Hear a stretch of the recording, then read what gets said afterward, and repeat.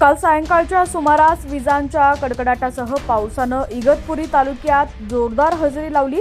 इगतपुरी, घोटी, नांदगाव, सदो, तलहोग आदी परिसरात पावसाची 1 तासापासून तुफान बॅटिंग सुरू होती। गेल्या 3 दिवसांपासून इगतपुरी तालुक्यातील वातावरणात बदल जाणवत होता। कमालीचा उकाडा त्या ठिकाणी पाहायला मिळाला।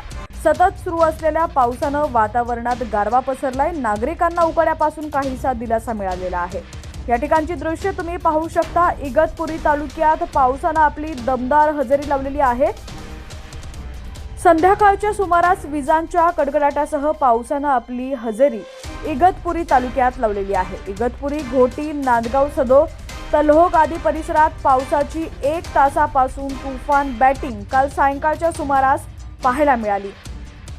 नाशिकच्या इगतपुरी तालुक्यात पावसानं आपली दमदार हजेरी लावलेली आहे। या ठिकाणची दृश्य तुम्ही पाहू शकता। पावसाचे अपडेट्स पाहण्यासाठी HPN मराठी न्यूज चॅनलला सबस्क्राइब करा आणि बेल आयकॉनवर क्लिक करून नोटिफिकेशन्स मिळवा, जेणेकरून आमचे अपडेट्स लवकरात लवकर तुमच्यापर्यंत पोहोचतील।